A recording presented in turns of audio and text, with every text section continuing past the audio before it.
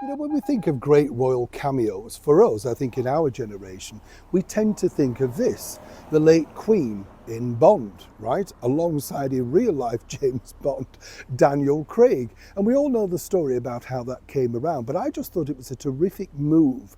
And also, I suppose, yeah, my favourite cameo of the Queen really would be that opposite Paddington for the Platinum Jubilee. I don't, in fact, think anybody will be ever able to top that. What a beautiful encore to a stellar reign, you know what I mean? She was just brilliant in it, and I love the fact that some of the spoofs of what she pulls out of the handbag, other than a sandwich, are quite funny. You must admit, if you've seen them online, very funny. But nonetheless, that's what we tend to think about. However, basically, another royal could have had a big starring role very much during the war years. As ever, let me explain. Morning, lovely to see you, chums. Thank you so much for your time today, and welcome one and all brand new subscribers. As always, nice to have your company, and welcome back if you've had a break or whatever, or you've just been away, or you've fallen asleep. It can happen. I know. I think it's winter. Have you had that thing where you just think you'll close your eyes for 2 minutes and suddenly it's 20 minutes later, 45 minutes, and you think, what happened there? You know, you're just thinking, I think it's because it gets darker earlier. Suddenly you think, I'm a little tired. I know, I'm glad you're with me. And the cup of tea just is not enough to bring you round, is it? No. You suddenly think, oh no, I just want to go back to sleep now. Well, not now. I've just started. At least give me a bit of grace to carry on. Well, let's get on with your royal story of the day. I think you'll enjoy this one because many of you know I was lucky enough to interview many different people, but one of my favourites was none other than the brilliant actor Richard Attenborough. What I loved about Richard, you know, the first time I met him, you're a bit nervous because, you know, he's such a huge icon, major director, actor, all that sort of stuff. The help out with the late and beautiful Princess Diana of her speeches and stuff. And I thought, oh goodness, you know, I better be on my game here. He could not have been nicer. He was such a warm person, you know. We ended up the first time in a hotel suite doing an interview for his latest film, and he was just really nice. We became friends and we corresponded and all that sort of stuff. He was just a nice person. And it just goes to show the ones that you're more frightened of are the easiest of people, you know what I mean?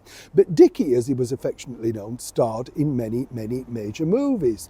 And way back in the 1940s, 1942, he starred alongside one of the biggest icons Britain's ever produced, in my opinion at least, none other than Sir Noel Coward. Now, I love Noel Coward because of his acid wit, my sort of sense of humour, you know. He was wonderful because, you know, he sort of played around with people in an era that you weren't allowed to do it, you know, and I found that fascinating.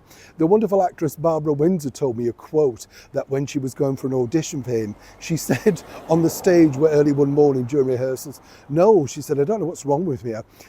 You know, I knew all the lines backwards last night. And apparently he wittered straight back to her. And that's precisely the way you're seeing them this morning, my dear.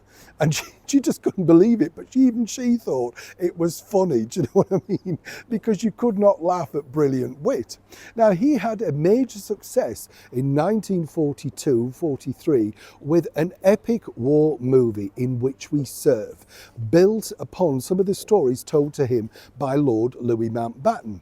Now, Lord Louis Mountbatten was very much fame hungry, I would say. He loved being in front of the cameras alongside his wife Edwina. They were very controversial, as you know, but Louis was the sort of person that couldn't wait to get in front of anything. You know, he appeared as a guest host on Stars on Sunday and was the very first major royal to sit down for a This Is Your Life. They really wanted somebody like Princess Margaret or the Queen, but naturally, you know, Louis was available, so they took him.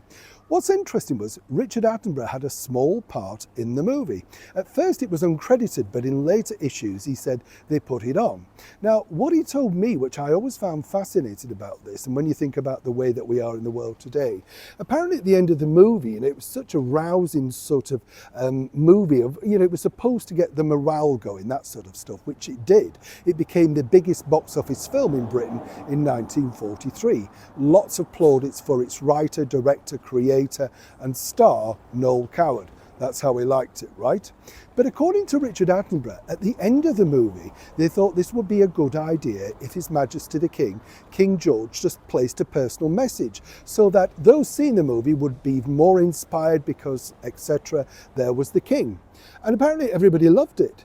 Apparently, though, the only people that didn't were the War Office. And they said that this would now seem like a propaganda film and would give the movie an unfair sort of shot in things like awards and in cinemas. People would go to see it simply because there was a message from His Majesty the King.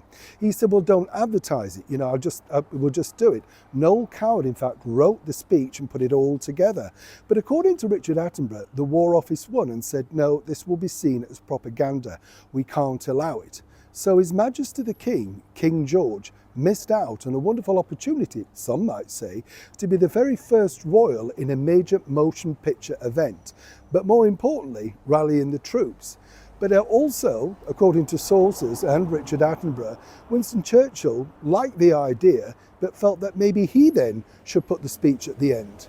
But Noel Coward said, no king, no speech. And that is your royal story of the day. Neil Sean in the very heart of London.